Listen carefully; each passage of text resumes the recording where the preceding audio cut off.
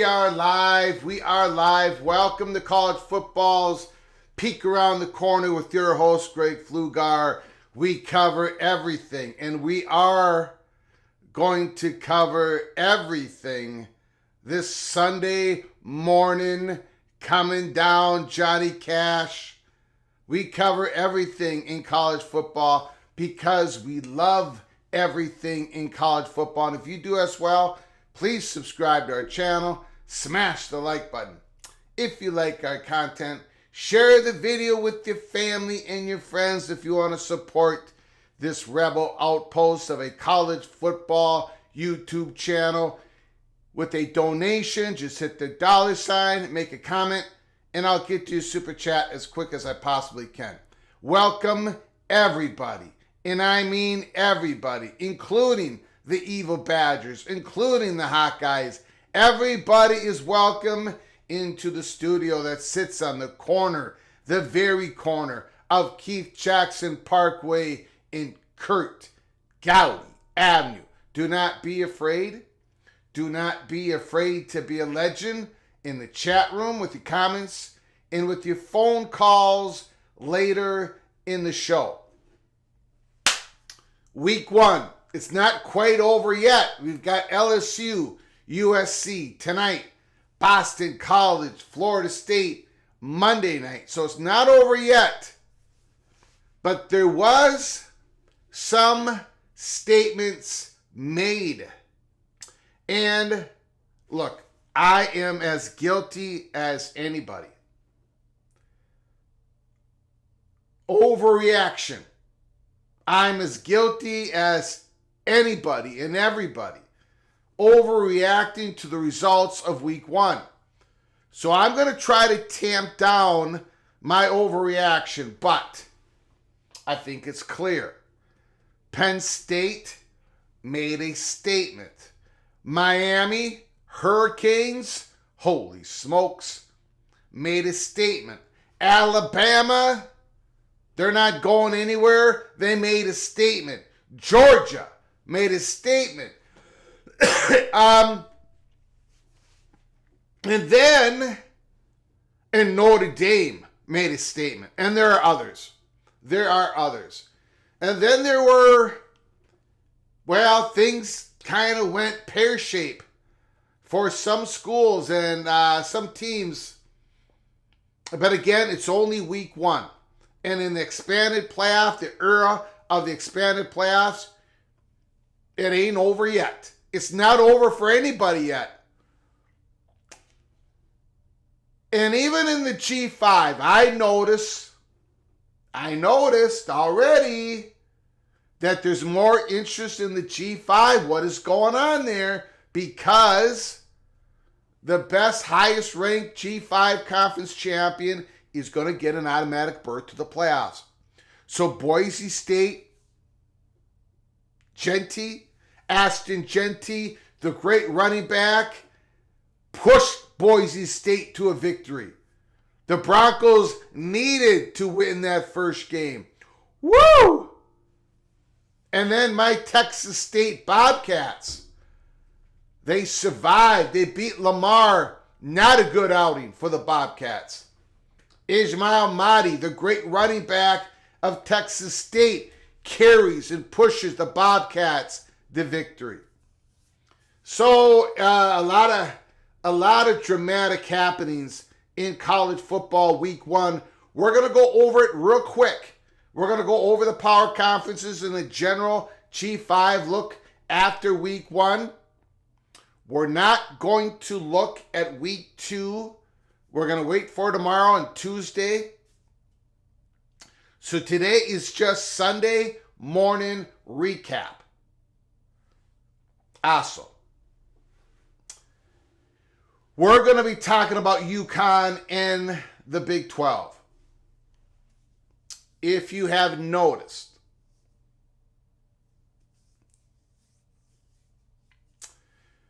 I have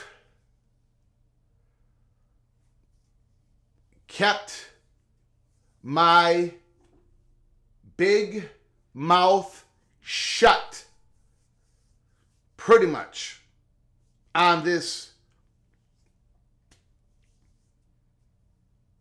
drama that is going on between UConn and the Big 12 and also Fox. And as you see in my title screen, the dance continues. I use the word dance because it is a dance. We are going to add to the story today. We are going to take information that I reported last week. Information that I put out there very vaguely.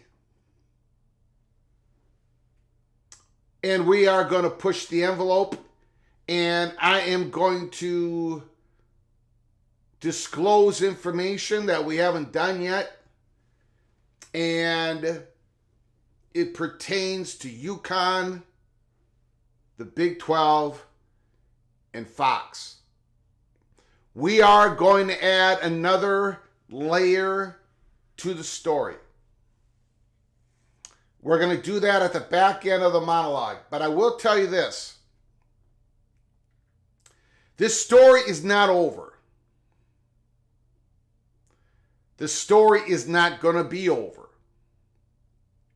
If the Big 12 presidents decline to vote, okay.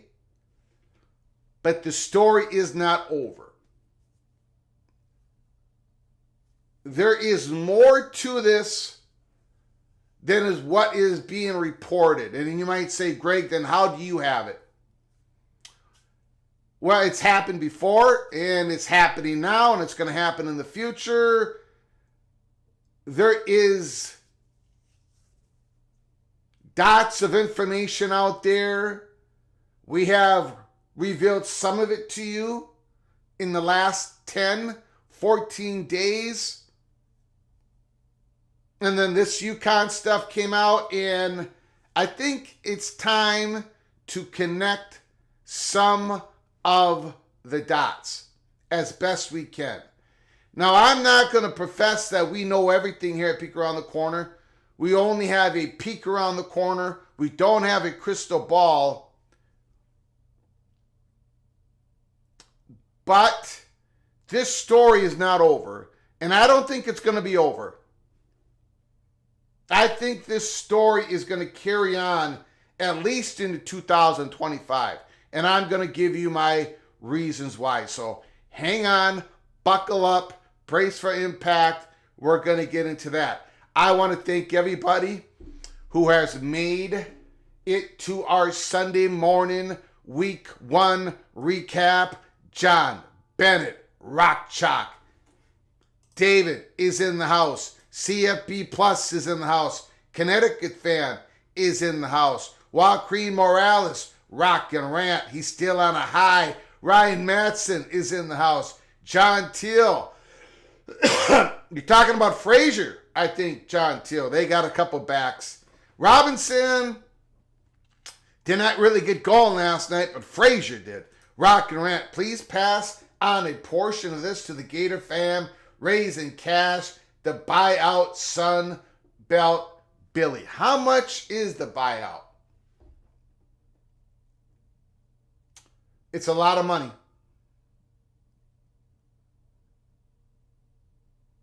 And I'm trying not to overreact. But I think the Gators are in trouble. They played a hell of a talented team last. Everybody, Cam Ward, sensational. Fletcher, a couple touchdowns. Restrepo, professional. You got all these great things talking about Miami. Defense did great, even though Ruben Baines didn't play really. But the offensive line, oh jeez. The Hurricanes O-line, it's going to cause a lot of problems. If Cam Ward he's got to be a happy camper this morning. He just improved his NFL stock. He's got the fat guy from Minnesota shutting up about his small hands for at least a week. But most of all, he's got an offensive line that has got incredible. They played at a very high level. Steve, Bearcat Steve, the Bearcats come out with the big victory. Sorsby looking good. And I had a conversation with the little general. I was thinking maybe I was going to sing that Johnny Cash song this morning. Maybe I will. I've already done that song here on the show, so doing it again, but I may have to. Sunday morning, coming down. Thanks for coming on in, Bearcat Steve. Matt is in the house. You had one job so far, Big 12, 16-1. Thanks, Minnesota. Again, this studio sits in the middle of Loserville City, and I have been reelected mayor once again. But I appreciate you coming on in.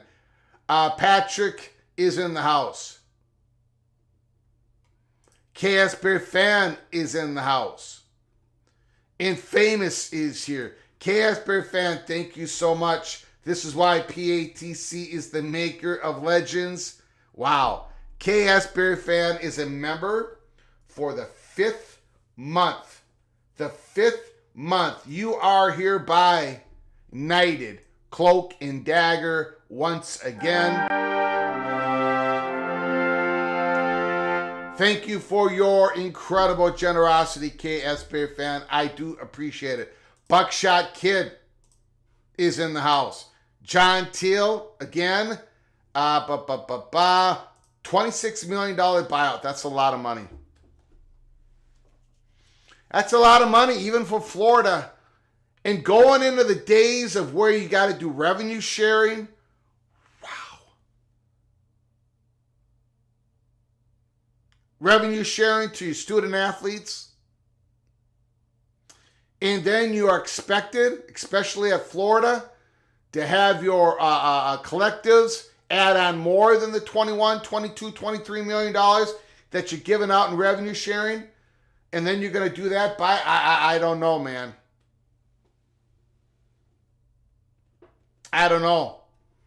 Lee, sorry, I'm late, Craig. I never got a notification. Not a problem. Thank you for coming on in. I do appreciate it. Rock and Rant, thank you for your generosity. KS Beer Fan, thank you for your membership once again. Let's get to the architect is in. Scott P. Meteorologist Stephen Ray. Biggest upset yesterday was Vanderbilt over Virginia Tech. Stephen Ray, thank you so much for coming on into the chat. The famous Stephen Ray radio program out there in Alabama. Well, I think Diego Pavia is probably at least top 10 impactful transfers of the last transfer portal season. Diego Pavia is not going to wow you with those 40-yard passes from one hash mark to the opposite hash mark. But he's going to grind it out. You're not going to be able to knock him out of the game. He is not afraid. Diego Pavia does not play afraid.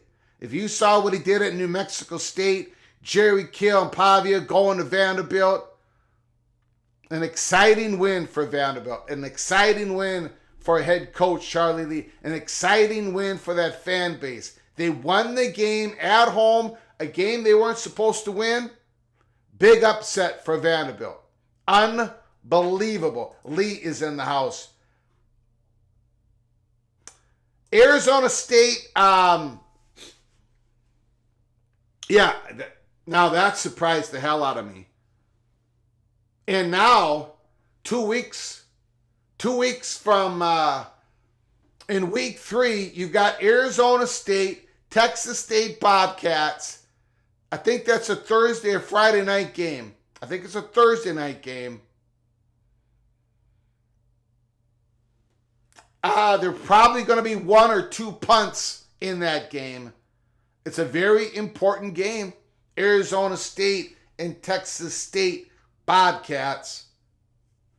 Arizona State but plays Stephen Ray's Mississippi State Bulldogs next week. Okay, let's get into it. Let's just do a quick recap, and then we're going to be talking about the dance that is continuing between UConn, Fox, and the Big 12. And who is taking the lead when these three are dancing on the dance floor? Right now, it's between Brett Yormark and Fox over something else than UConn. Hint, hint, wink, wink. We talked about it a couple weeks ago, but we did not get into specifics. We're going to push the envelope today, and we're going to get into a little bit of the specifics. Let's do this. Big Ten. We're going to go through this real quick. Rutgers 44. Manungai, the great running back, goes wild. Rutgers 44-7. My beloved Minnesota Golden Gophers cannot make a field goal. They go down and defeat the North Carolina 19-7, and the depression hasn't gone away. Illinois 45, Eastern Illinois 0. Michigan State, Joe Rossi, defensive coordinator. He's already making a difference. Aiden Childs had some good moments, had some not so good moments. Wisconsin 28, but that's expected. That's expected out of first year start in Aiden Childs. Wisconsin 28, Western Michigan 14. The running game was there. It was established. Tyler Van Dyke's dangerous passes was also there, just like he did at Miami. I do not believe the Tyler Van Dyke experience is going to work out for the Evil Badgers. We're going to have to wait and see the Buckeyes roll. Oregon struggles. Oregon struggles against Idaho. Holy smokes. 24-14. My goodness. Penn State again. Penn State, Alabama, Miami, Notre Dame. These are the schools, the teams that made a statement yesterday in week 1. Penn State, Drew Aller.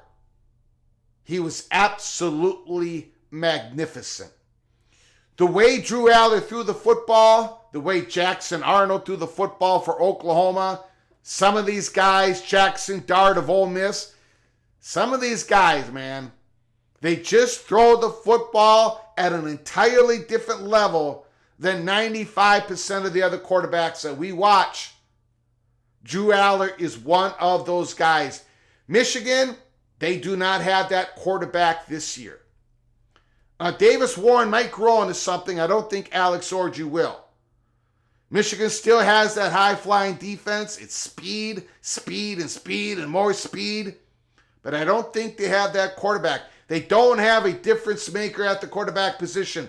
Iowa rolls, and I don't blame, look, they played Illinois State, but I don't blame the Iowa Hawkeye fans for a moment in how excited they are in their offense. Why not?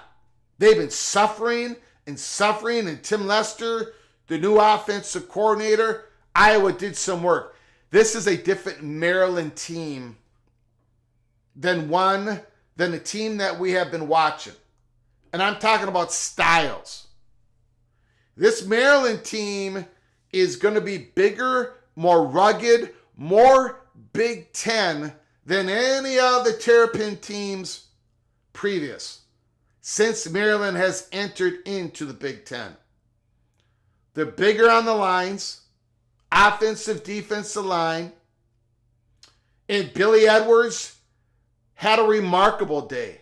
Even though it was against UConn, I understand that. But he had a remarkable day. I don't expect much from Billy Edwards in the air, but he delivered. Maryland 50, UConn 7. Purdue just rolled over Indiana State. I watched some tape of that last night. Indiana State was just blown away. Indiana 31, Florida State 7. Nebraska whoops up by UTEP. UTEP's going to be at the bottom of the conference. We're going to learn more about the Cornhuskers. Dylan Raiola, who's going to be probably true freshman All-American at quarterback. Nebraska versus Colorado next week. Buckle up. Prime time. Northwestern wins a close one. UCLA takes their first lead in the game, late in the game, and they escape a victory over Hawaii, and Washington rolls over Weber State. That's the Big Ten. Again, we're going to quickly go through this. We're going to take your comments, your phone calls after our monologue, and you can talk recap week 1 all you want. The Big 12. Utah rolls. Cameron Rising, 5 touchdowns. Kansas rolls over Lindenwood. UCF rolls over New Hampshire. Colorado squeaks out a victory over the Bison, 31-26. Travis Hunter Travis Hunter plays an incredible game, defense, offense, scoring touchdowns. There's sort of a Heisman push going on for Hunter. I don't think the Buffaloes are going to get enough wins during the season for Travis Hunter to go to New York City, but he might be the exception to that unwritten rule because Travis Hunter is an absolute beast. TCU squeaks out a victory against Stanford. Penn State, West Virginia goes down. Again, I said this last night. West Virginia, Mountaineers, forget about this game. Forget about it. I know it's tough because you got whooped at home, but this game doesn't mean anything for you. It doesn't. In the new expanded college football playoffs, West Virginia's pathway to the playoffs is to win the Big 12. The title chase is everything West Virginia Mountaineers. This game, don't worry about it. Get ready for next week. Get ready against Pittsburgh. Get ready for your conference play. This is an impressive victory. I was not expecting the Cowboys to put 44 points up against the very good defense of the Jackrabbits. This is one of the most impressive secret victories in week one. I tipped the cap to the Cowboys. This is a big win. I know a lot of people are looking at Greg. South Dakota State is FCS. Greg, this was a cupcake game. No, it wasn't. A lot of power conference schools, most of the power conference schools would not have defeated the Jackrabbits 44-20. I did not give the Cowboys enough respect going into the season and going into week one. But this game has woken me up. This was a big victory for the Cowboys in the way they did it. Kansas State wins big. Arizona, T-Mac. McMillan, 304 yards, 4 TD catches. Unbelievable. Brendan Sorsby, the transfer quarterback from Indiana, goes to Cincinnati. Very good start of the season. Evan Pryor, as you can see here, the transfer from the Buckeyes, scores a touchdown. Cincinnati transfers, played very good in week one. We'll see what happens against Pittsburgh Panthers and the rest of their schedule. Iowa State 21, North Dakota 3. I'm going to have to check up on the Cyclones' injuries. Abu Sama, I hope he's okay. I do not know. Let me know in the chat room. The Cyclones' emerging superstar running back, did he get hurt or did he get injured? And Caleb Bacon, he's injured? Let me know in the chat. I have not had a chance to check that out. Baylor 45-3. Houston, we know where they're going to end up this year. Dead last in the Big 12. Willie Fritz is going to get plenty of time to turn that program around. It's going to take a lot of work. Texas Tech stops a 2-point conversion in overtime by Abilene Christian and escapes with the victory. Not a good game by the Red Raiders. Mr. McGuire still does not have that defense up and running. BYU wins big and Arizona State wins big, which is a little bit of a surprise, in my opinion. Did not think they were going to do that in week one. The ACC.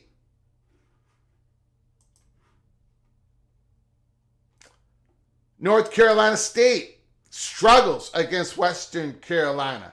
Again, the Wolfpack against the Volunteers next week. We're going to be doing a watch party on that game here at Peek Around the Corner. You guys know how much I love this version of North Carolina State. Grayson McCall, quarterback. Jordan Waters, running back. Dave Concepcion, receiver. Justin Jolly, tight end. On and on and on. Noah Rogers is going to be an emerging threat at wide receiver. Tony Gibson, the defensive coordinator. But it did not go well in week 1 for North Carolina State. They're going to have to bring it because what Nico did at Tennessee last night, holy smokes. That game is going to be so important. Volunteers versus the Wolfpack in Charlotte next week. Going to be so important. Wake Forest 45-13. North Carolina escapes with a victory against my beloved Gophers. Duke struggled early, got strong late. 26-3. Manny Diaz, first game as the head coach for the Blue Devils. TCU escapes 34-27 over Stanford. And Clemson got whooped. We did a watch party on that. There is significant issues with Clemson's offense. Dabo Swinney is really under the microscope because of his philosophy on not utilizing the transfer portal. Dabo Swinney, I think, has hard times ahead. Again, we picked Clemson to come in 4th in the ACC, out of the playoffs. I think there's going to be some dramatic weeks and months ahead for the Clemson program. I think there's going to be a come to Jesus type of situation going on at Clemson. Miami makes a huge statement. Cam Ward was brilliant. Xavier Restrepo, number 7, who's been doing it for the last few years at Miami. He was absolutely brilliant. Fletcher, RB2, couple touchdowns. They didn't even need for Damian Martinez to dominate. Virginia Tech goes down 34-27.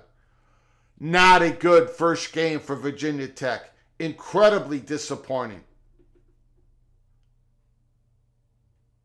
Giving up that many yards, those many points to Vanderbilt.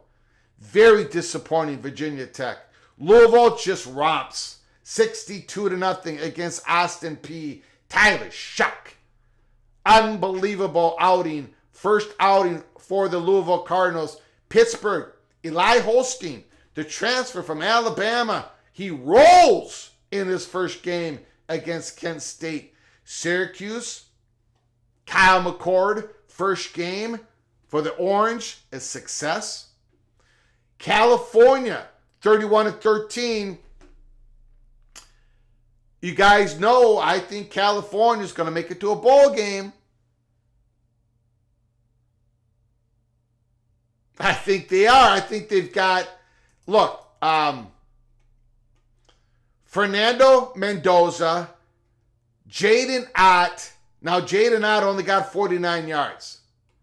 But that combination of Mendoza and Ott, California, I think they're going to make a bowl game. I think they're a little bit better than most people expect. Virginia, 34. Richmond, 13. Georgia Tech, 35. Georgia State, 12. Georgia Tech is 2-0. They're going to be a problem for the ACC. SMU, 59. Houston Christian, 7. And then we get the game tonight. Thomas Castellanos, the quarterback of Boston College. You got to keep an eye on him. You got to have a spy on him. Florida State, you're going to have a spy on him because he's going to run it. For those first downs, for those 3rd and 7s, I think Florida State's going to roll in this game. They had trouble with Boston College last year, but I think tomorrow night the Seminoles get it going. Okay, so we're almost done here. A little bit more on the recap. And then we're going to go straight into UConn, Big 12, and Fox Dance. The dance continues. And then we're going to open up the phone lines. First of all, I mentioned it earlier. Jackson Arnold, I know they were going against Temple. But, man, he throw a beautiful football. Man, that's a thing of beauty. The question mark on the Sooners for 2024, and we're not going to get the answer when they're playing against Temple. But the question about the Sooners is going to be the offensive line. How goes Oklahoma's offensive line? If they're better than anybody is projecting, the Sooners could get in the top 5, top 4 in the SEC. They could be the surprise team. But we shall see. Question marks on the O-line. Georgia absolutely rose. Dominic Levitt. We went through all this. Robinson, Frazier in the backfield. Carson Beck was sensational. He is sensational. He's my number one on the Heisman watch list. Carson Beck absolutely rolls.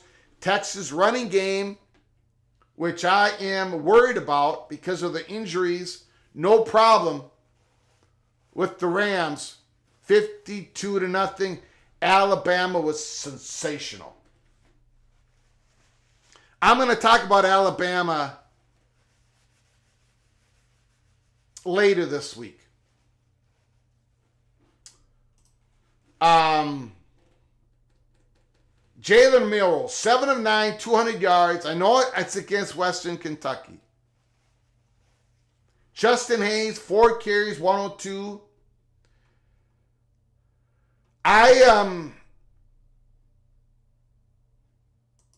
I've got them in the playoffs. And I am very interested to see how they do in the next month. They might be better than I thought. They might be challenging Texas for that number 2 spot in the SEC. Ole Miss, Jackson Dart, 76-0 over Furman. Not much to learn out of that game, but he was sensational. They have offensive weapons all over the place. Texas A&M, they go down. They've got issues. First year for Mike Elko. Not really a whole lot of expectations for the Aggies in year one, but they went down in Notre Dame 23-13. Notre Dame made a statement yesterday. Riley Leonard, one tough dude. Jeremiah Love and Jadarian Price, really good running back combination. The wide receiver room, still weak. But their tight ends, Cooper Flanagan, he came out to play. Hopefully Mitchell Evans, the great tight end, he can come out and get ready for middle of the season. He's battling an injury. But the story for the Notre Dame Fighting Irish, they may have the best secondary in the country. And Conor Wegman is a great quarterback, a good quarterback. But Notre Dame's secondary was too damn good. You've got Xavier Watt out there. You've got Benjamin Morrison out there. Notre Dame 23, Texas A&M 13. Nico went absolutely crazy. Tennessee, North Carolina State. Next week, Charlotte. We're going to talk about more of that game later this week. Florida, Billy Napier is number 1 on the hot list for coaches to lose their job. Florida got gutted in the swamp. That program is going to rise again, but it's going to take a while. Miami was clearly the better team. Clearly the program on the rise. Finally, in Miami, Mario Cristobal, Cam Ward, they got it going. Vanderbilt, again, like Stephen Ray said, congratulations to the Vanderbilt fan base. How many games can Vanderbilt win this year? They weren't supposed to win this game. Can Vanderbilt can they win 2 conference games this season? Maybe 3 conference games this season. Maybe somehow they get it to a bowl game. Am I talking crazy? Maybe I am. South Carolina, Old Dominion. We talked about this right before this kickoff. I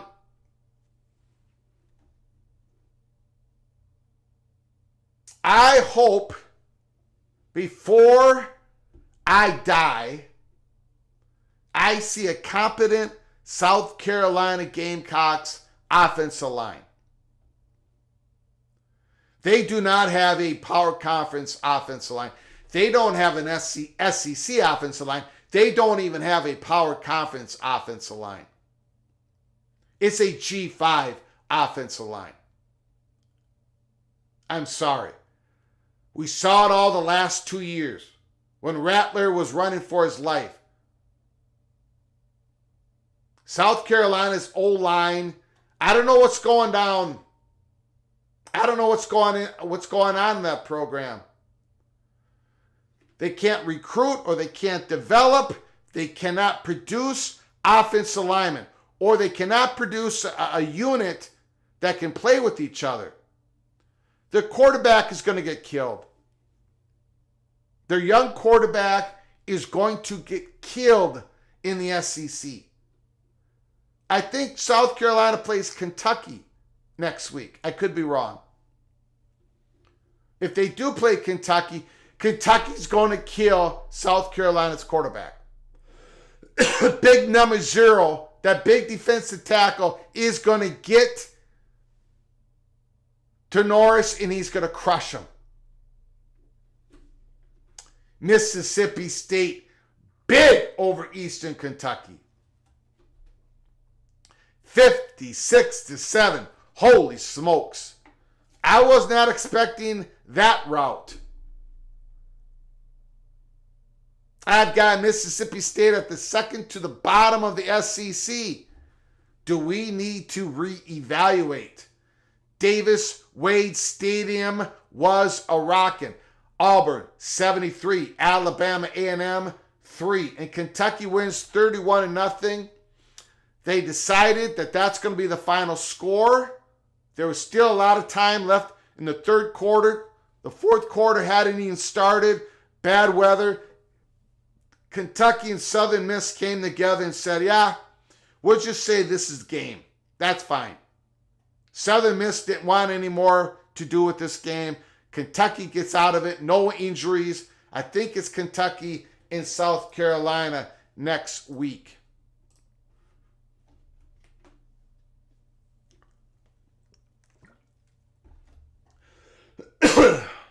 We'll get to your comments. And then we're going to be talking about UConn, the Big 12, and Fox.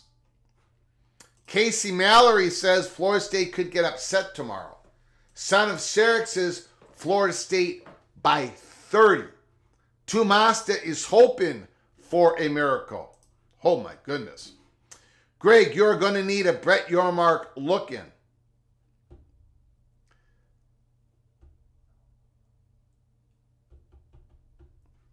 South Carolina schedule at Kentucky, LSU,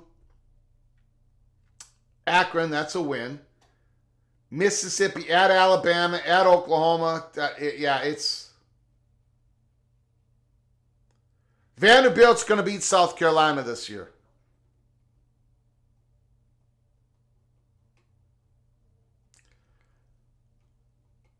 That's going to happen. I'm hearing Garrett Green for Heisman. Garrett Green is a good quarterback, fun quarterback to watch, but he got overhyped. That happens. And I'm not blaming anybody. Fans get excited. He's an exciting player. I'm not blaming it. It happens all the time. I overhyped the Greek rifle, for goodness sake. So I'm the last one that should ding a fan base. But for the last couple weeks, I've been kind of saying, whoa, whoa, whoa, whoa, whoa. Garrett Green is way overhyped, way overrated. But he's fun to watch. West Virginia's going to be okay. Immaculate, Iowa's 40 points was all on the offensive coordinator. He actually adjusted at halftime. What a concept. Holy smokes. Michigan looked good and bad. I tell you what, though. I know everybody's going to be taking Texas. Texas is going to be favored. But that Michigan defense is so fast. I'm not looking forward. Minnesota goes to Ann Arbor.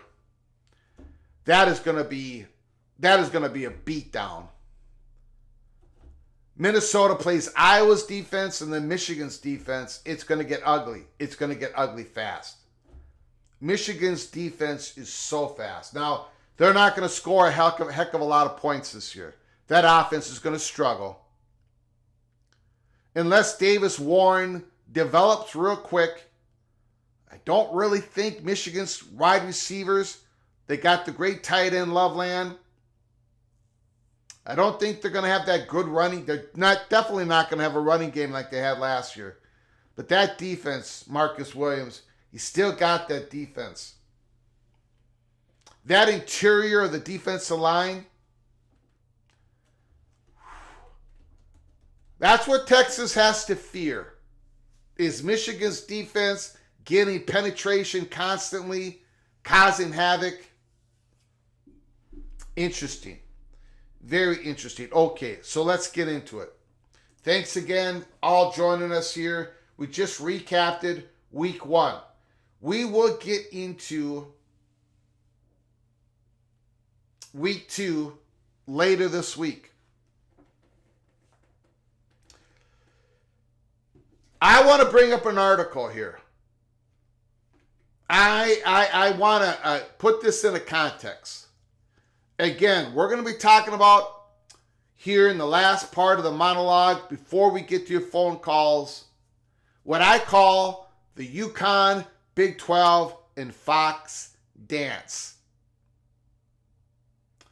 They're on the dance floor. They're not in the Holy Smokes Theater. They're on the dance floor. Or maybe they're on the Holy Smokes Theater up on the stage dancing. But I don't want to use the Holy Smokes Theater for that. They're dancing. I want to bring up an article. I want to give everything a little bit of a context to it.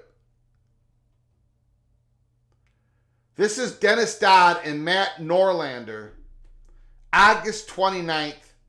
So this is 3 days ago. I know this is a little bit old, but I was doing watch parties. August 29th, watch party. I've been doing watch parties. I've done 4 of them. We're going to do more of them. But I want to hit this, and then I want to let you all know the information that Peek Around the Corner has been able to receive. And I think we can push the envelope just a little bit more today. And I think you're going to find it interesting. Because it ties into what we were talking about a couple weeks ago. About conference or conferences, media partners or media partner or media partners. If you remember that story. Okay, let's get into it. UConn to the Big 12. What conference decision makers, TV partners are considering with the potential addition. UConn to the Big 12 is the perfect off-season story. Spoiler alert, the prospect of such a move is going to extend in the football season, we at Peek Around the Corner think it's going to extend in the next calendar year. And we'll explain why. It has to. Commissioner Brett Yormark will not stand still. He is advocating for UConn while the biggest Big 12 ever 16-team conferences kicks off for the first time.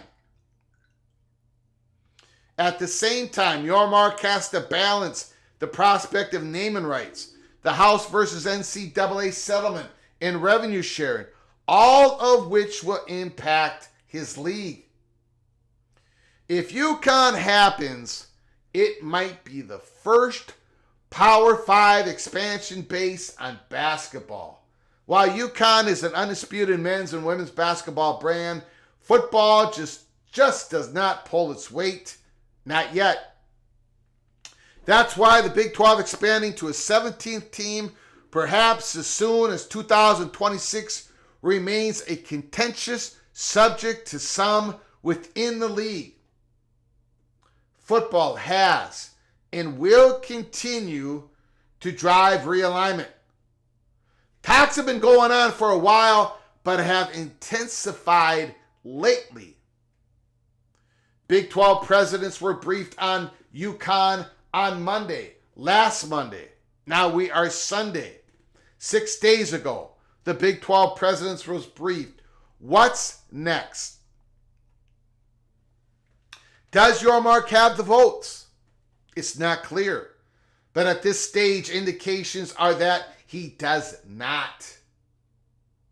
That's what Monday's presentation was about. Any such expansion requires a supermajority of the presidents. 12 of the 16 schools must approve. Discussions are ongoing, but it's worth mentioning that Baylor's president, Linda Livingston, is the current Big 12 chair of the conference board of directors and the chair of the NCAA board of directors. What she thinks matters.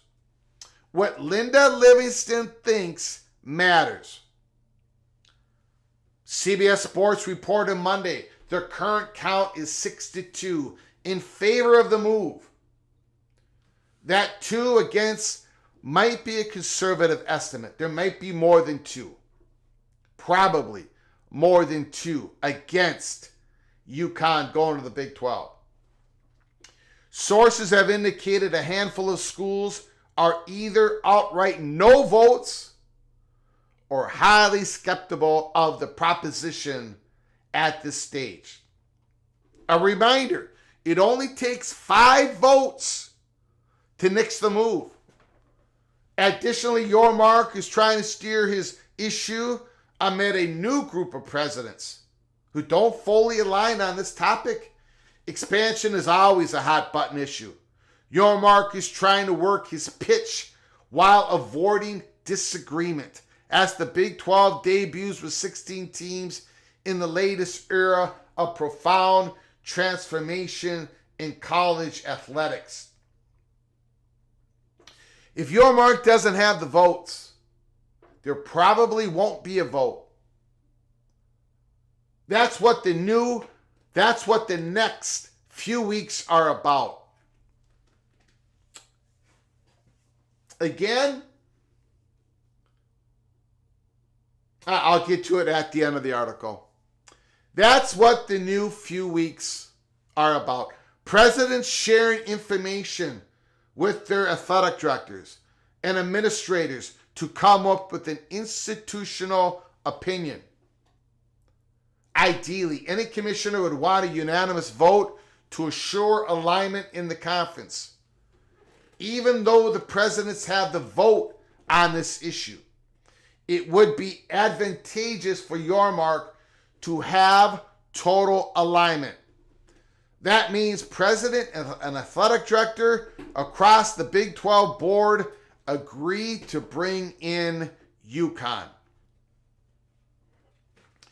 Compare the UConn discussion in the naming rights initiative. CBS Sports has confirmed the Big 12 is deep into discussions with the naming rights partner.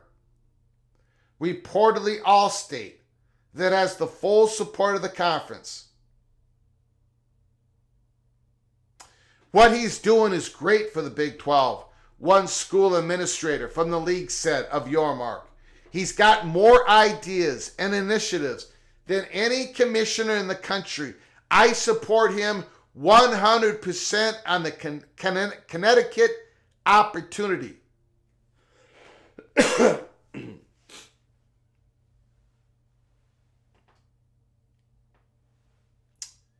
Okay.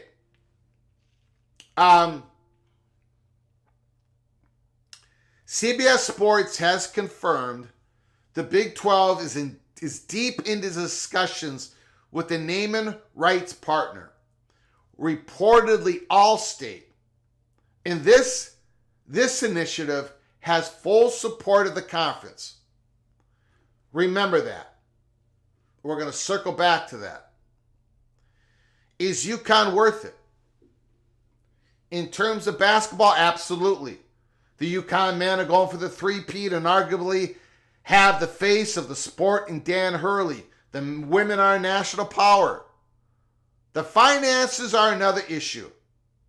When UCF, BYU, Cincinnati, and Houston came into the league last year, the Legacy 8, those schools left after Texas and Oklahoma departed for the SEC, pitched to fund their move. Those 4 schools won't get a full share until next year.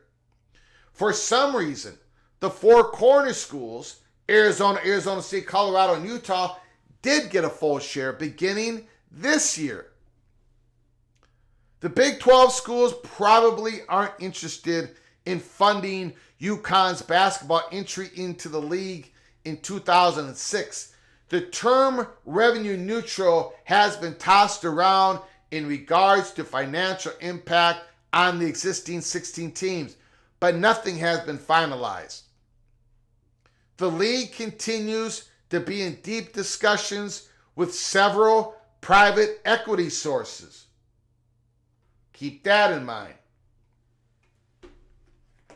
What those in favor of the move are saying, they believe Yormark's ability to maximize the league's brand and earning power. If he says UConn delivers New York to what used to be the pure Prairie League, then they believe it. If Yormark says UConn football will make the league better, they believe it. Yormark's ultimate credibility comes from his ability to sign the new media deal ahead of the Pac-12. If not, it might have been the Big 12 dying instead of the Pac-12. In other words, Yormark has built up a whole bunch of credibility. He has built up a bunch of political IOUs among the Big 12 presidents, the institutions. They know what Yormark has done for those schools, and Yormark, they're going to give him the benefit of the doubt. They see what he's doing with the naming rights of the conference, and there are other things that are going on.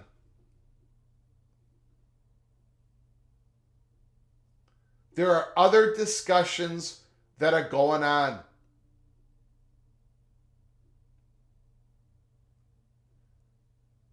We're going to get to that in a moment. There is more to this story. There is a dance going on. Yormark is pushing all of his chips in. This story is not going to go away. If we get a report 2 weeks from now that the Big 12 presidents have declined to vote, in other words, they're saying no, this story is going to rear its head again because it's not going to be over.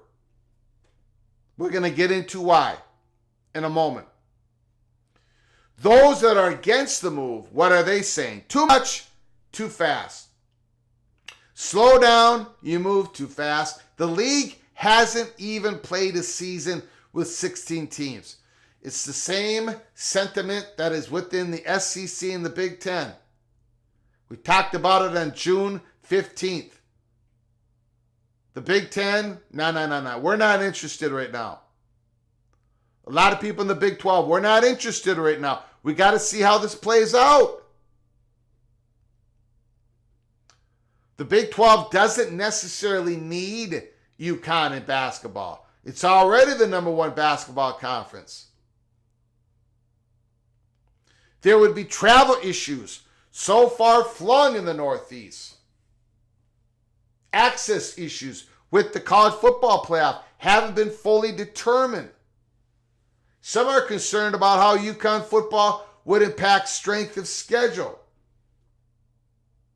All of a sudden, you play another traditionally poor football program, one administrator said. That's a big deal because of the strength of schedule metric revealed recently by a college football playoff selection committee member. The committee has access to information that ranks strength of opponents in 4 categories.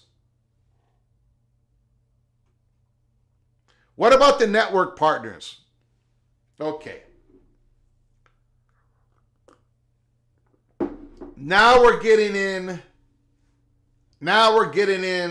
to the PATC money shot of the article. Fox is in a precarious position.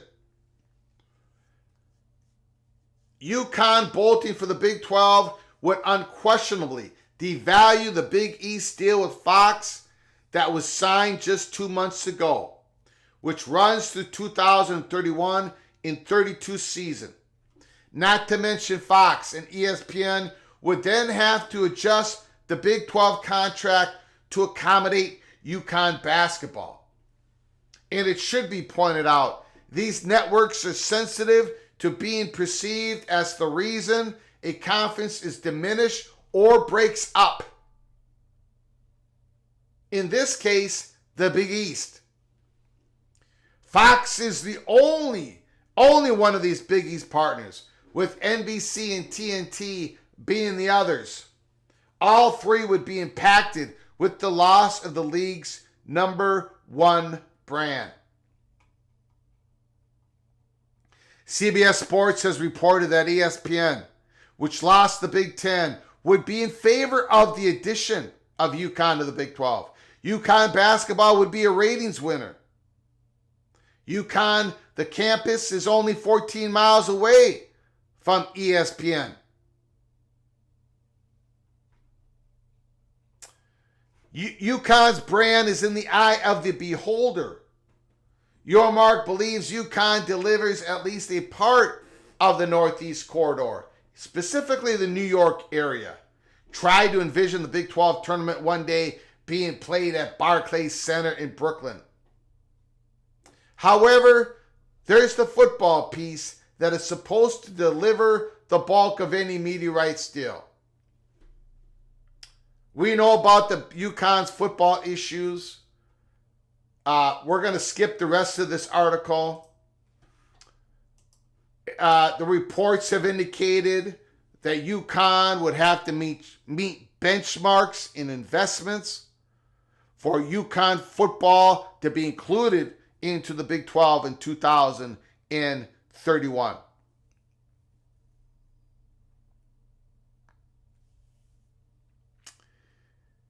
Okay. There's more to this than what's being reported. And I am going to push this thing as far as I possibly can push it today. This UConn to the Big 12 it's not going to die in 2024.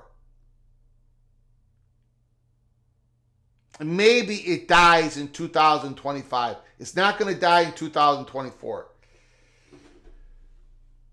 If you see the reports from CBS, and I believe ESPN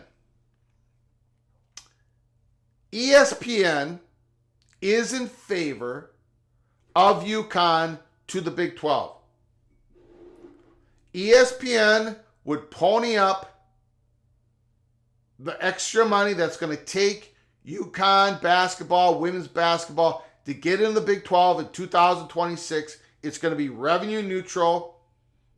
for the other Big 12 schools, and Fox isn't on board.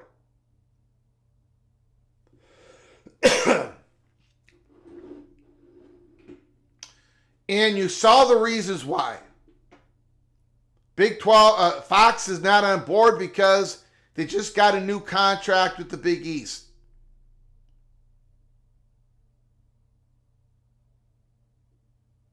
They do not want that Big East contract to be devalued.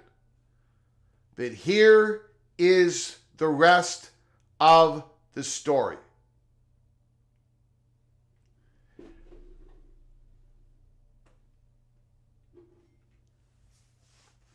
When I reported a couple weeks ago that there were conferences,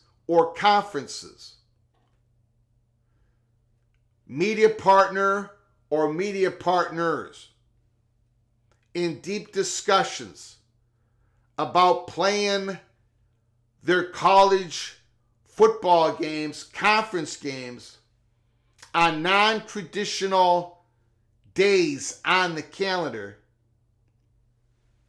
and also in deep discussions about playing flex games or possibly having a flex schedule, possibly having the last week of the season to have it a semifinal flex weekend. One of those conferences that we're talking about is the Big 12. And one of those media partners we're talking about is Fox. Actually, it is the media partner we're talking about in this particular case. Deep discussions. Your Mark is in deep discussions about renaming their conference, naming rights, All-State. Brett Yormark is in deep discussions. Well, maybe scratch that. Yormark is in discussions, in talks with more than one private equity firm. Brett Yormark is in deep discussions with the Big 12 presidents and athletic directors about Yukon.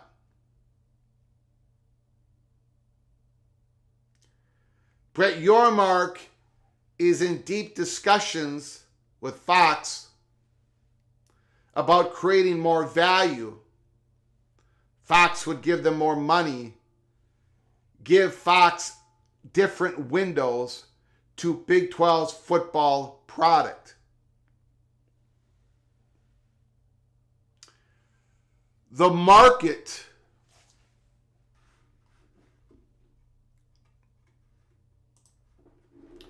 John Wilner posted this. Big 12 commish Brett Yormark on Yukon to Big Noon kickoff. Won't talk specifics, but it's incumbent on me to create value. Big brands, big markets matter. We'll see what happens.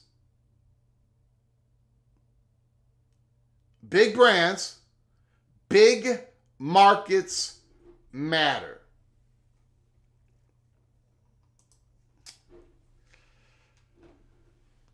Big markets matter. Now, do they matter as much as they used to? No. But they still matter. Do academics matter as much as they used to? I don't know. But regardless, they still matter. Not everything is about viewership, although that's incredibly important. Not everything is about a football team winning football games, somebody's got to lose. It's important to have a competitive product. But big markets still matter. They matter to private equity firms. They matter to Allstate. The Big 12 expanding the footprint into the New York media market. There is value there that I think most of us is having a hard time capturing, but it's there. You're not going to be able to capture it on these beautiful spreadsheets that people make.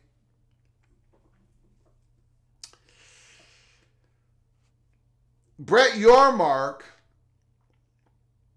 who is willing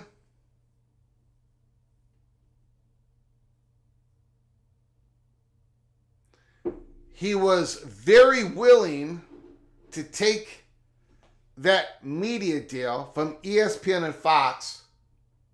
It got consummated on October 30th, 2022. He got in front of the Pac-12.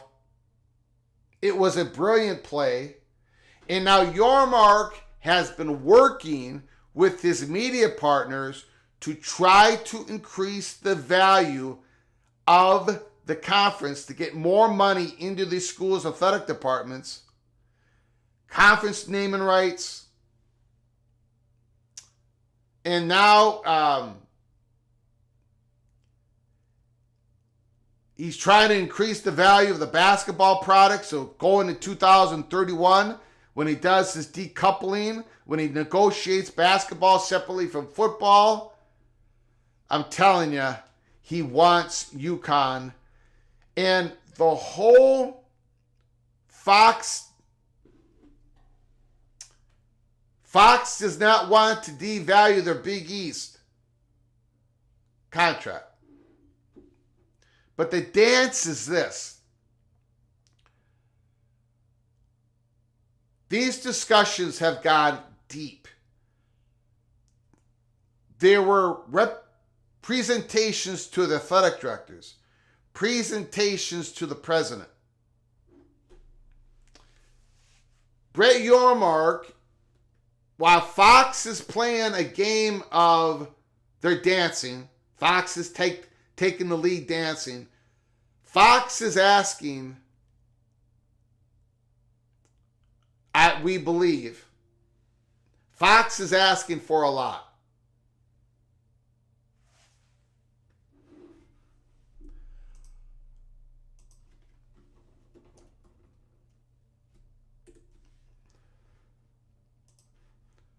Fox is asking for a lot from the Big 12.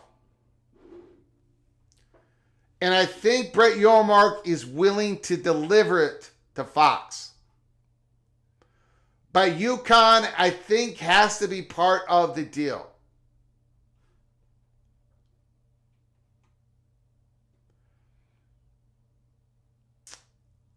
All of this is connected. The reason why I believe that UConn to the Big 12 will not be killed in 2024 is because I think everybody is waiting to see everything get played out with governance, with everything getting played out with the playoffs, how it's going to be structured, because we don't know what that's going to look like beyond the next couple of years. 2026, Big 12 and the SEC holds all the cards. But hopefully we're going to find out something in 2025. We're going to find out something in 2025. I happen to believe, we have reasons to believe, that while this dance continues, this story is not going to die in 2024. And I don't think, and maybe I'm going to be proven wrong, I don't think anybody's ready yet to pull the trigger, even if they had the votes. for UConn. Unfortunately for UConn fans, here at Peek Around the Corner, fortunately, I don't think this story is going to die. Unfortunately, I don't think it's necessarily going to have a happy ending for UConn here in 2024. These dots are connected.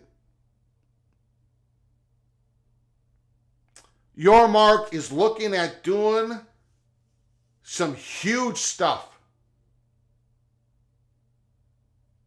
Having games played. We've talked about one of those days. Thanksgiving Eve. There are other days that I'm not going to talk about. That's going to change. That's going to change the college football calendar. This possible flex weekend, semifinal weekend. And Fox has been interested enough in these ideas with the Big 12 to where we know without a shadow of a doubt that these discussions have gone real deep. And if you notice a trend, Brett Yormark he's in deep discussions on multiple items.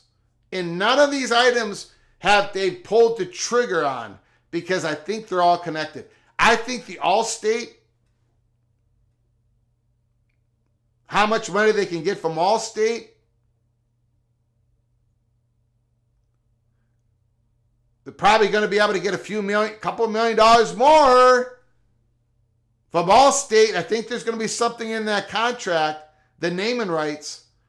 If the Big 12 footprints expands during the Allstate naming rights the next 6 years, there's going to be some adjustments. It's part of the dance. All these are connected. And there's even more we can't even talk about. Not yet. I pushed the envelope a lot farther today than I did a couple weeks ago. That's why when this UConn thing was brought up, it was like, oh boy. And I've kept my mouth shut for a couple weeks. But with the Dennis Dodd article, I think, UConn has done a lot of work behind the curtain, man. They've got the commitment. They're going to put a lot of money in their football program. And let me say this, UConn getting whooped in week 1, everybody knows that UConn does not have a competitive football program. And they're not going to have a competitive football program. Hopefully by 2031, they'll have a better football program. But how big UConn gets beat during the season this year has nothing to do with the story. Florida State going 4-8 this year or 10-2 have nothing to do with Florida State's incredible brand. Same with Clemson. People are way overreacting on wins and losses early in the season in regards to the value of these schools. It does not affect their value. UConn's entry into the Big 12 is going to have a whole lot to do with all these other negotiations that Brett Yormark is having right now. This is way bigger than just UConn and evaluating UConn. And it's very difficult to evaluate UConn fairly because these other things are connected. To bring in UConn, Yormark is going to have to wheel and deal with the Big 12, and he's already doing that. These discussions have not just begun.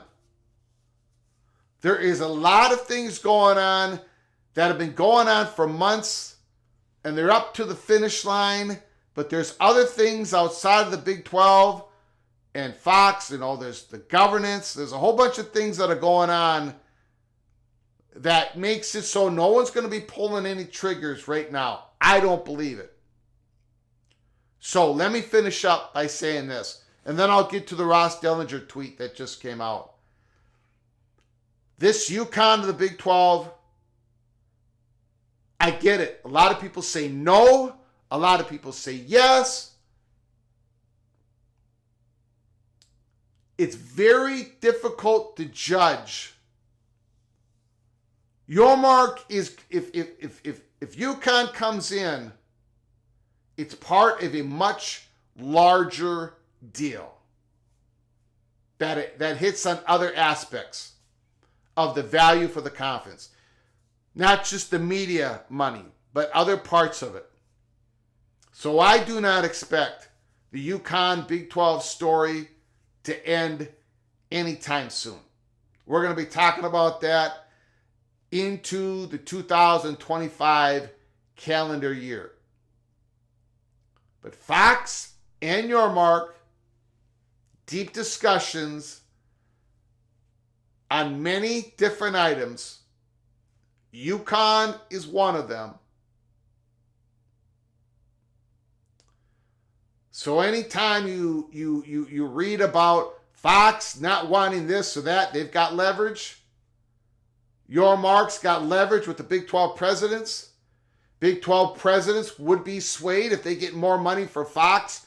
If the Big 12 did this for Fox, it's all connected, my man. It's all connected, my ladies. It's all connected. So this story is not going away. It's not going away. And I know how this works. I know how this works. In a couple weeks, when the Big 12 presidents don't vote on UConn, people are going to say that's it. The door is slammed shut. No, it just means UConn might not get into the Big 12. But I don't think we're there yet. I don't think we're there yet. I know we're not there yet. So keep all that in mind. We're going to open up the phone lines here.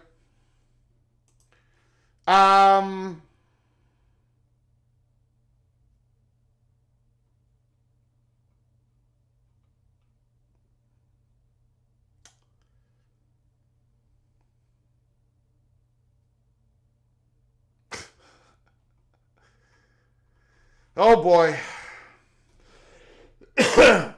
Before we get to your phone calls, Ross Dellinger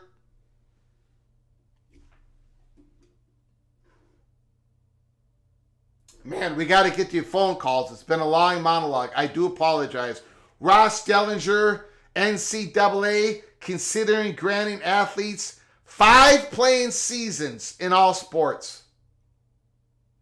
The NCAA is considering more historic changes to its amateurism rules. Member schools plan to seriously consider granting athletes in all sports, not just football, the ability to participate in 5 playing seasons and still preserve the red shirt. Permit athletes to earn prize money before they enroll in college. Eliminate the national letter of intent. This is the big one. This is the big one. Potential changes are part of expected to be a year-long comprehensive review of NCAA athlete eligibility rules.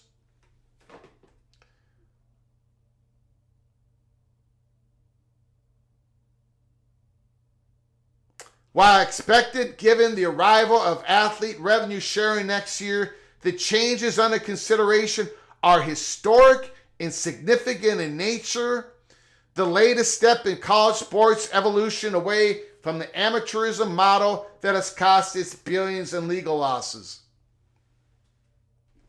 In one of the more notable potential changes, athletes in all sports could participate in up to a certain amount of contests during the sports season while still preserving their red shirt. Such a policy is currently permitted in football and wrestling. Such a rule has not existed for sports like basketball, baseball, and others aside from wrestling. Man, oh man, these student athletes are going to be playing in their sports for 5 years plus a possible red shirt. Possible, you get that injury exception. We're going to have a few 7-year. Wow.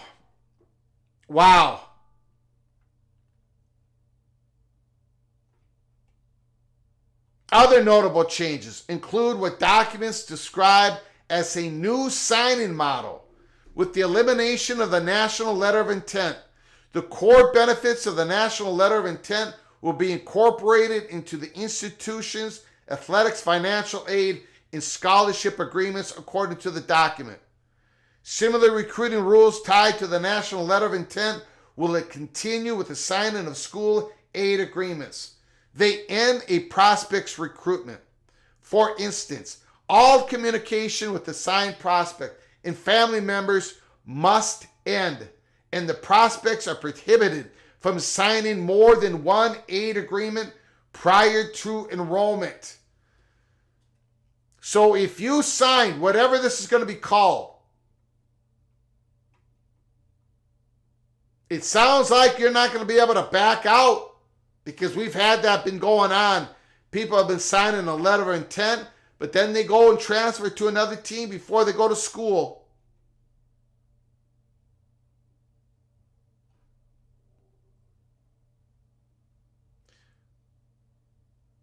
As for transfers, those moving from a 4-year college to another must enter the transfer portal to sign the written offer of athletics aid according to the documents.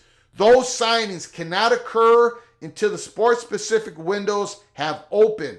The NCAA is in the process of considering an elimination of the spring transfer portal window. So that spring transfer portal window might be gone.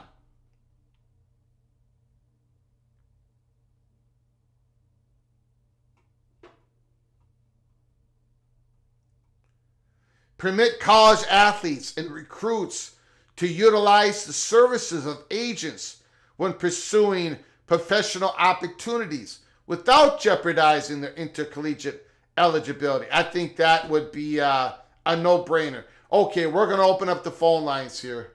Phone lines are now open. 763-260-1333. Talk about anything in college football that you desire. What happened in week 1? What do you think is going to happen to tonight's game, Monday night's game? What about UConn and the Big 12 and Fox? The dance continues. Do you disagree with me? Do you think the story ends soon? I don't think it will. But if you disagree with me, let me know. The line is now open. 763-260-1333. Panic is in the swamp. Tracy FSU.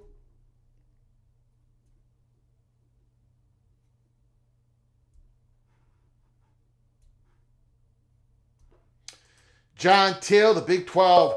Just give this one to Brett before he ends up in a different conference.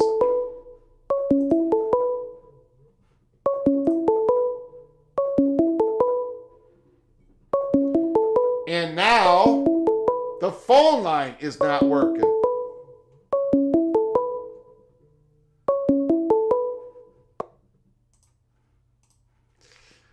Oh boy.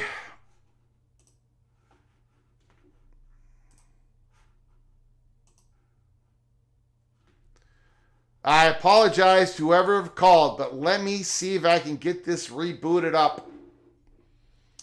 We had all sorts of YouTube problems yesterday.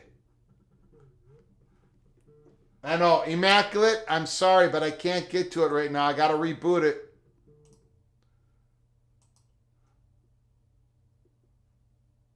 Well,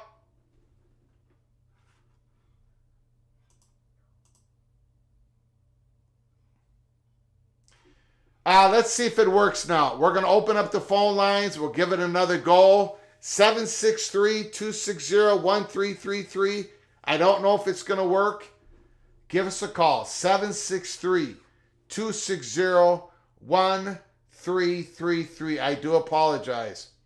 Everything has gone pear-shaped. Try to give us another call here. See if it works.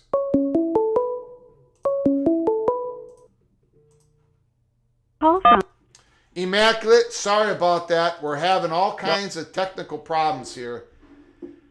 Go ahead, man. The floor is yours. Yesterday was quite the day. Yes. I think I was losing my mind in one half of a game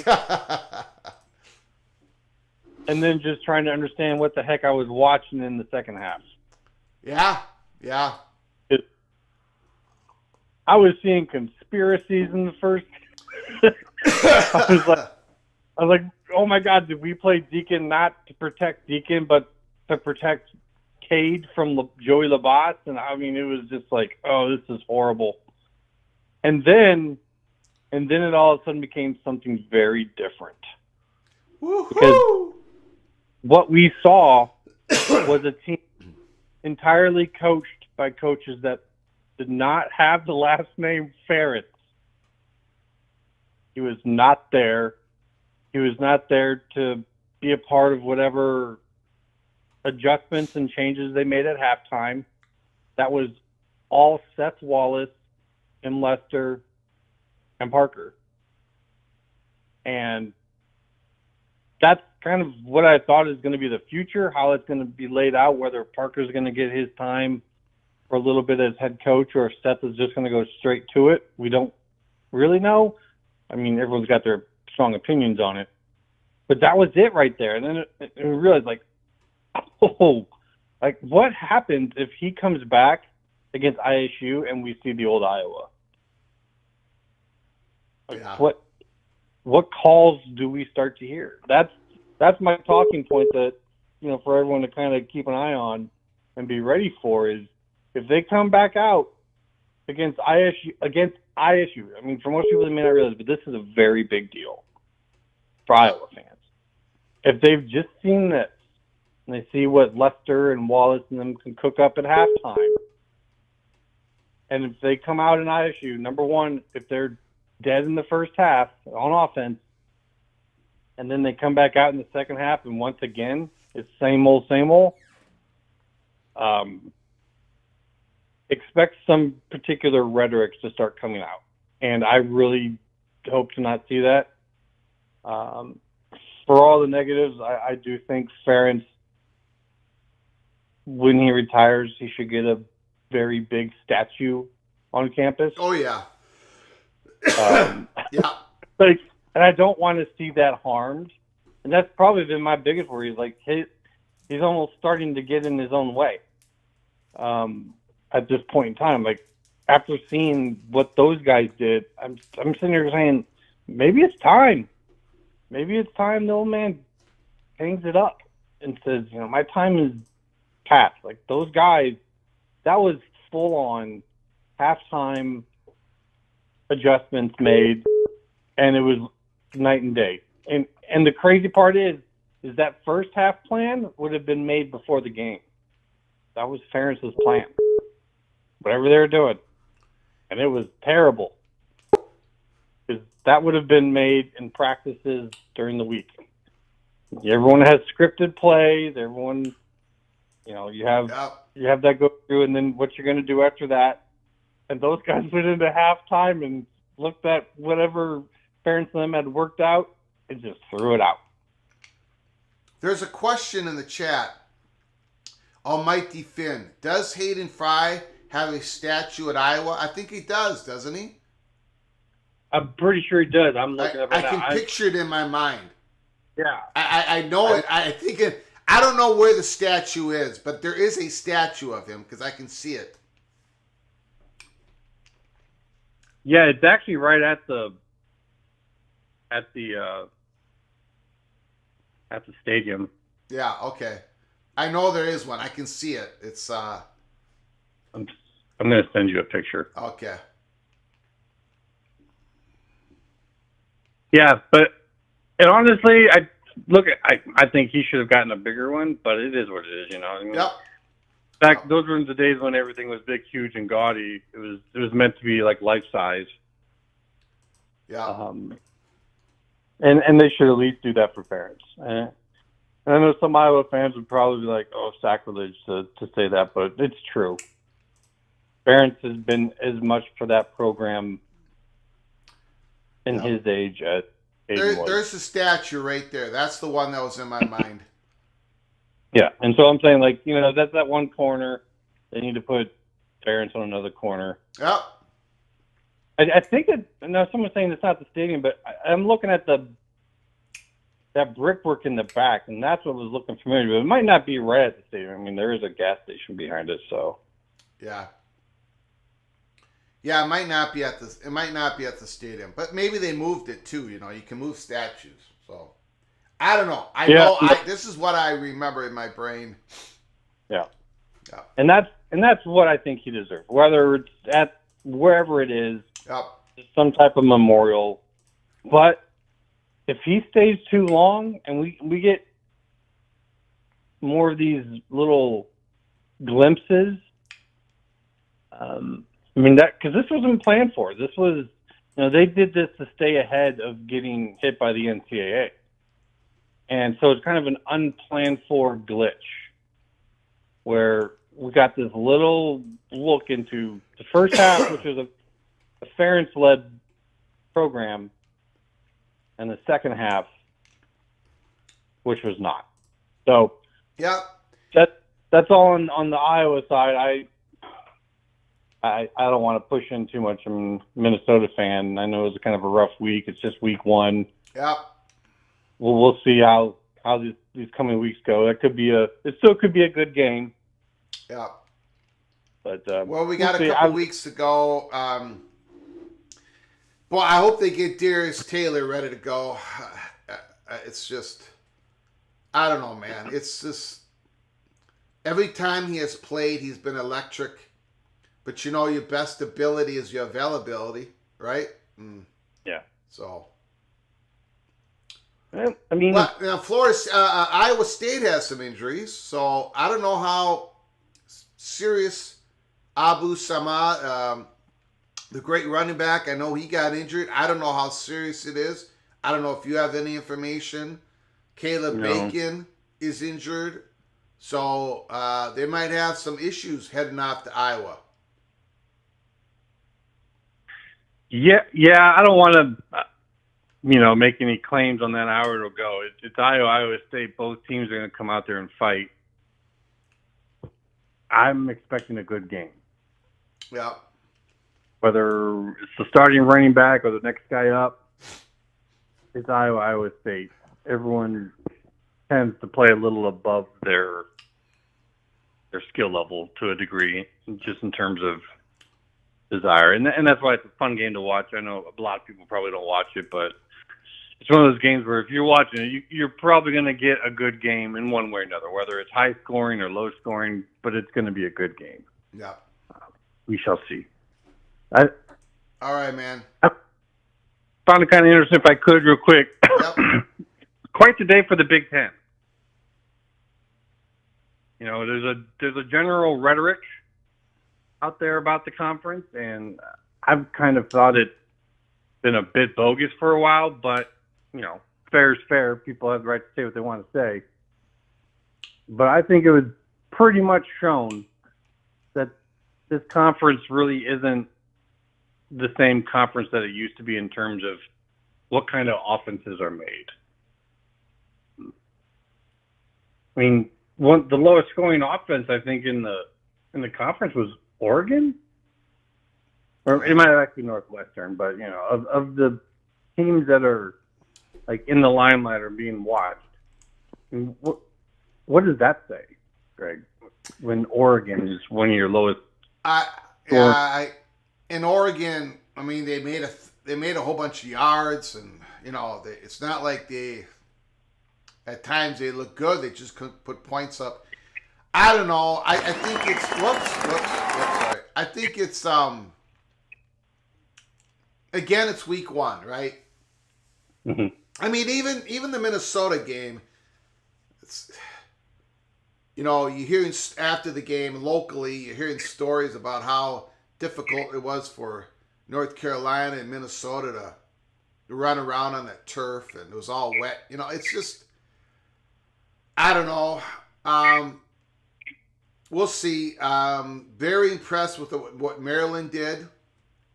I know they're not playing against good competition, but we'll see. Some of these teams did not play anybody in the first week. They're going to play somebody in the second week. We'll see how they fare. Tough. It's only week one, so. Yeah, and that's why one thing I just keep repeating is cupcake games used to be the norm. We didn't even used to call them cupcake games, and they were tune-up games. They were tuners. It was, you never really know what you got. You never really know exactly what you need to work on with your guys until you actually see them in a game. Yeah. You can, I don't know, there's some percentage attributed to it, 60 to 75% of what you need to do. You can do preseason, but you need that first game to really know your team. That's why Florida State losing to GT is really bad for them in terms of, where it could be placement at the end of the season, but I don't think it means anything in terms of how good that team could be, if that makes any sense. I agree. Yeah, I'm not a big fan of the big week one games, but I get it that the money is there and everyone wants it.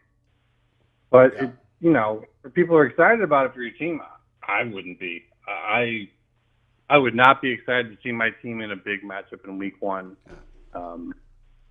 It's just chaos. Look at TCU and Stanford. Mm-hmm. To me, it looked like the much better, more talented team. Like they just had better guys all across the field, but they were just not yet ready. Mm-hmm. They did get themselves together in the halftime. Credit to them. But a team like Stanford, who generally tends to be more well prepared, they just don't always have the Jimmies and the Joes. They still hung in there with them. I mean, week one is just pure chaos. So that's my thing on that, as far as everyone wanting these big games in week one, but they can be real damaging to your teams. And finally, I just want to say this one last thing, and I'm going to get out of here because hopefully someone else is going to be calling in here for you.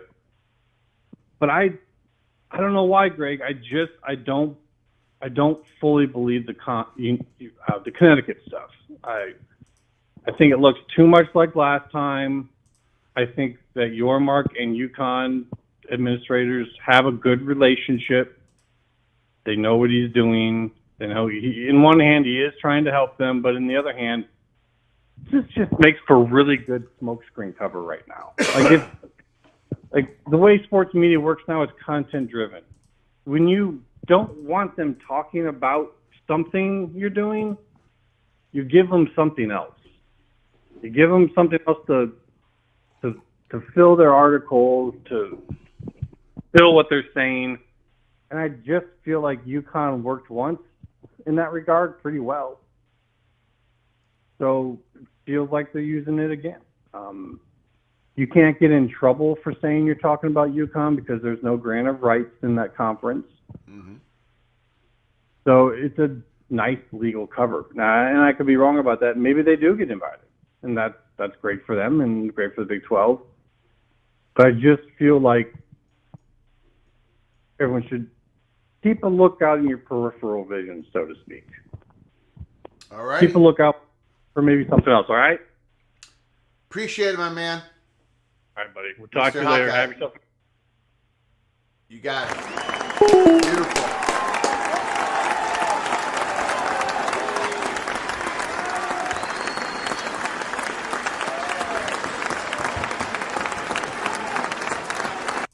Thank you for the great call, Immaculate Mr. Hawkeye. Caleb Bacon won't play, but sounds like Sama will. Okay, thank you for that information, Jared Jones. Appreciate it.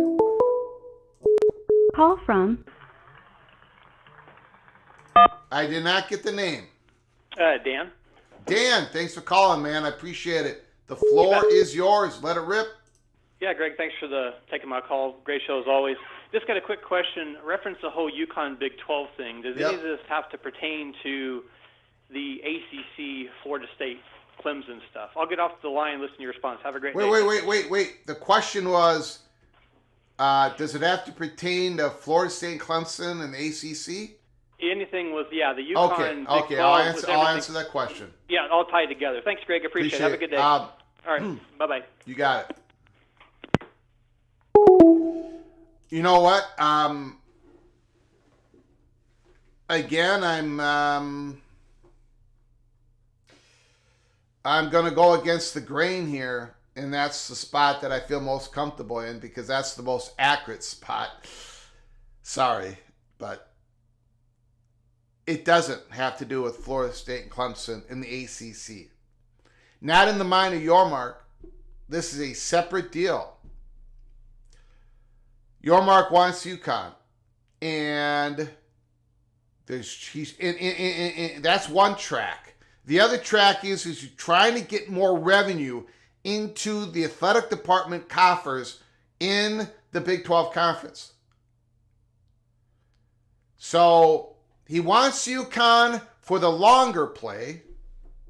He wants UConn, and he's also trying to get more money into the coffers in the shorter play. Hold on. Call from Rock and Rant.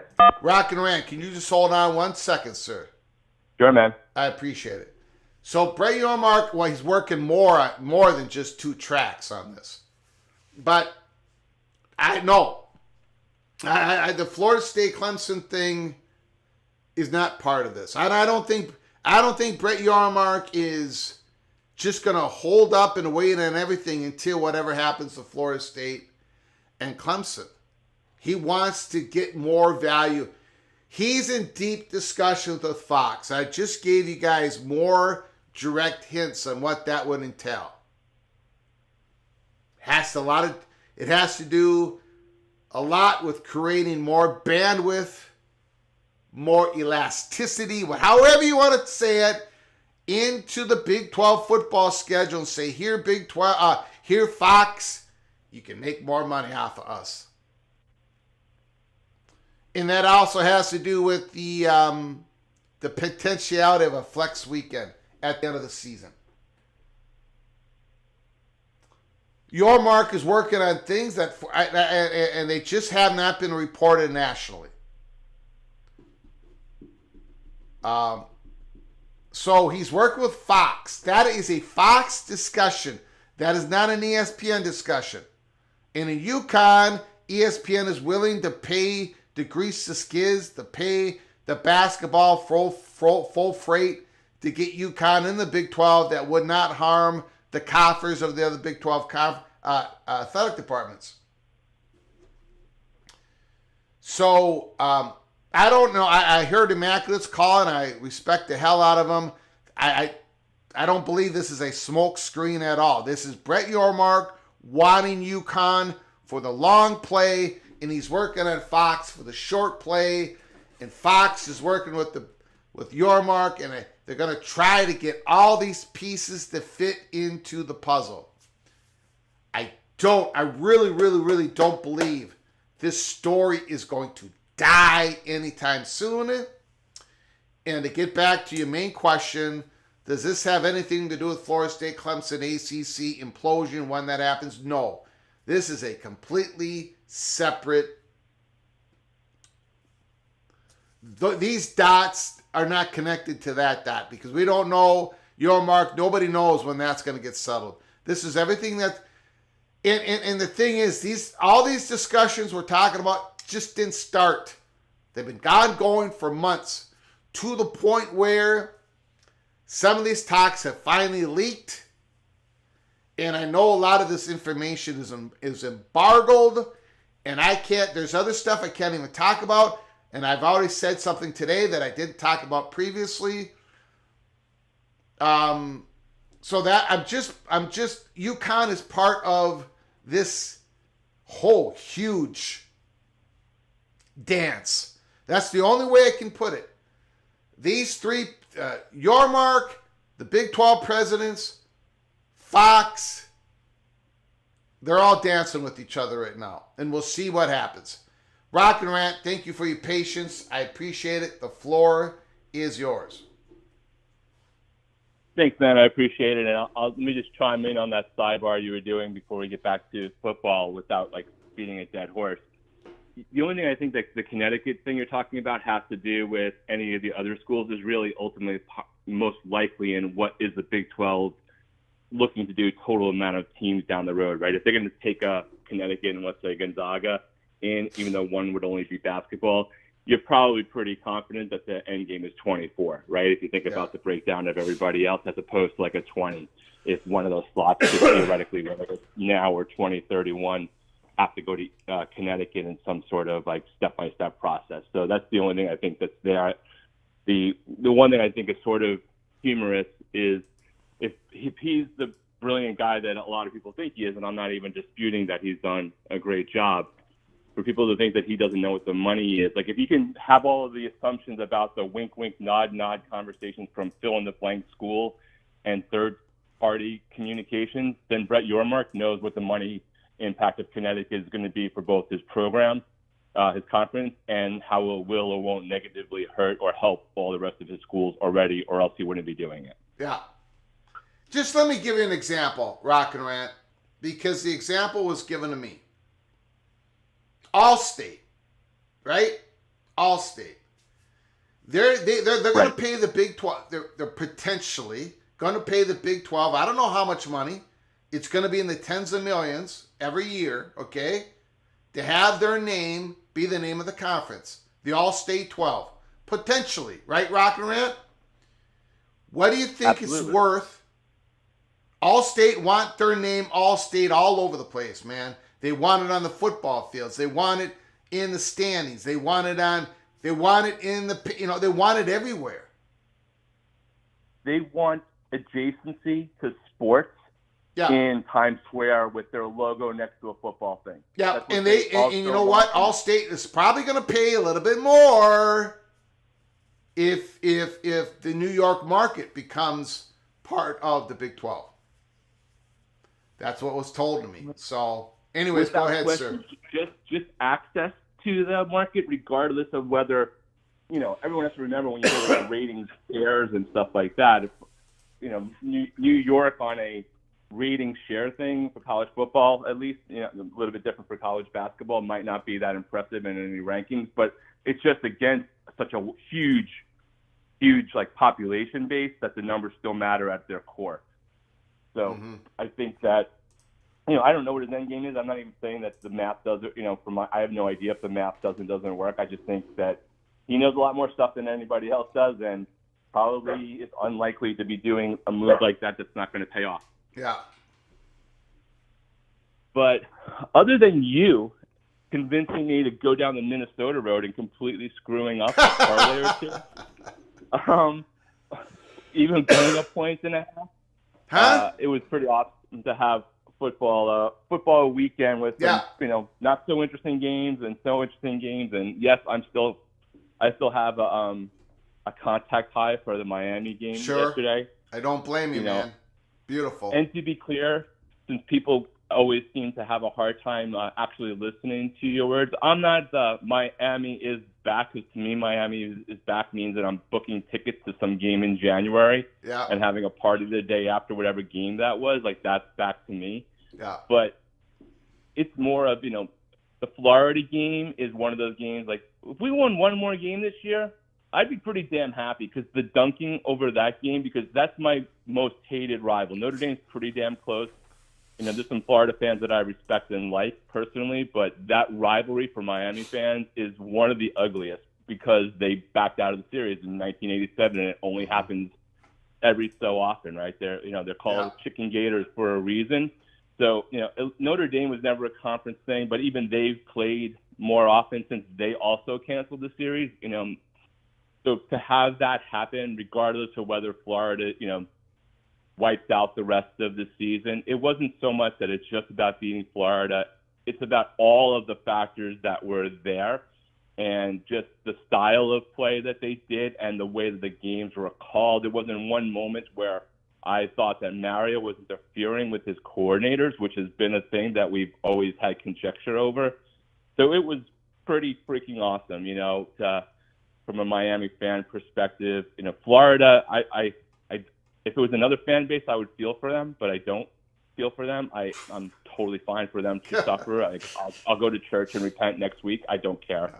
But they have a lot of problems there, They got a lot of problems. If the buyout rumors and the dollars that I shared earlier, which I didn't get from my own research, I got from Florida and other fans posted it, are even close to true. He's owed 85% of his contract. Those are pretty big numbers for a school that has gone through some interesting NIL problems to go through. Do I think that they can come up with that money? Of course, it's the University of Florida, but they're in a weird spot. Like you talk about Miami in terms of presidents and stuff, they're an interim president right now, and hiring an athletic director who's had a pretty bad track record of late, and he's in Napier's his guy. I don't know if that guy's the one to go. So the boosters are really going to have to step up if they ultimately this season decide they want to do it. I would still bet that he's gone, but it's not as obvious as a lot of other schools stepping out and doing it because it's a chaotic time in the school from what you can see from a distance. Yeah.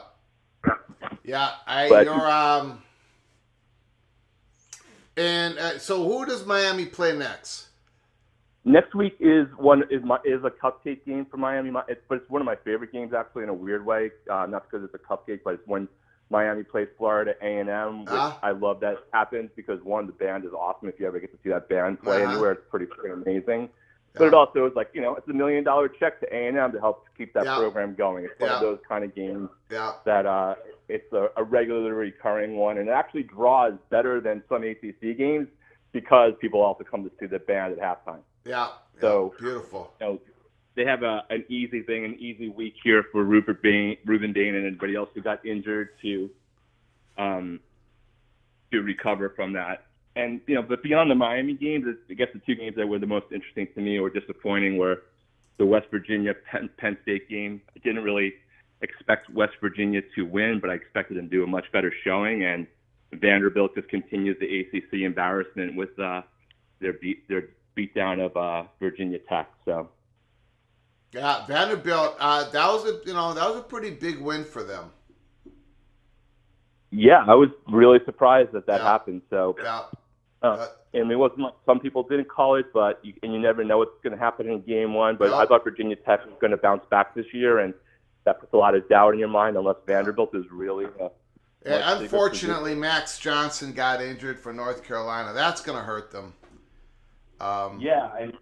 And it doubly hurts because because your school lost to a team who lost their quarterback. That's just brutal. But the ACC is clearly down this year. Based off of 1 week, I don't want to be that person that makes the assumption for the full season, but week one was not very promising for the conference. All righty, man. Appreciate the call, Rock and Rant. Congratulations on the big win. Cam Ward has shut me up for now. For now, he has shut me up. So, and I will go with USC tonight to win outright, and I will go with Florida State to cover. Beautiful. Got it. Have a good day, man. You bet.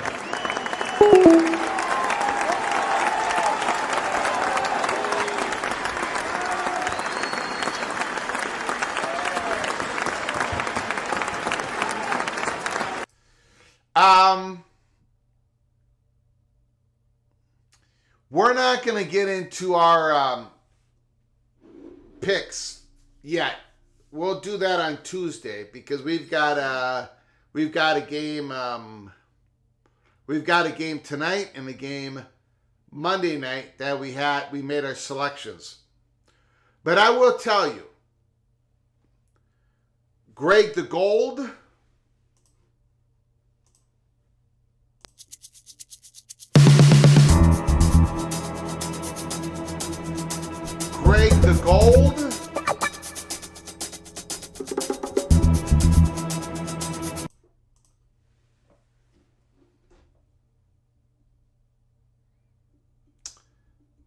not this week.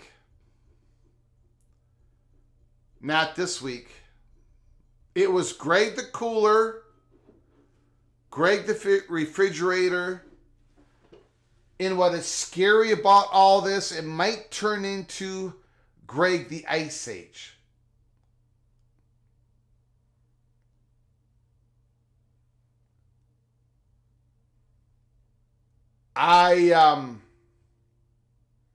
It's unspeakable. My record thus far in the 2024 season is unspeakable. Unfortunately, we're going to have to talk about it on Tuesday.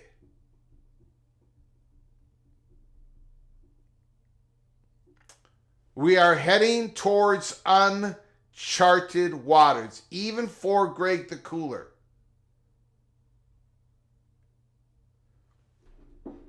I'm scared. I'm absolutely scared. So, we'll see.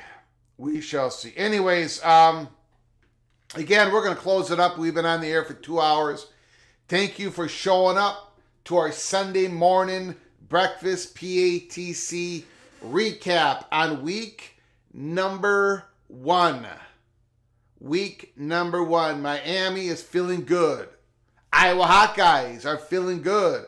Penn State is feeling good. Ole Miss is feeling good. Alabama is feeling good. And then there's schools like, well, my beloved Minnesota Golden Gophers took it on the chin. Couldn't quite pull that game out. Missed the field goal. So, anyways, we're going to regroup. We're going to come on live possibly tonight. We're going to try to do the watch party tonight. We're going to see. I'm going to have to move some scheduling around. We're going to be on the air Monday and Monday night and then throughout the week. So before you leave us, please, if you haven't done so yet, please hit the subscribe button. Smash the like button if you've liked our content and turn on your notifications. Thank you so much for the generosity in the donations, the chat room, the phone calls. I will see you guys later tonight or early tomorrow, but keep your head on a swivel. Make sure you keep your head on a swivel because we can come on live at any time. Until next time, from all of us at PATC to all of you, please you all take great care of each other. Thank you so very much.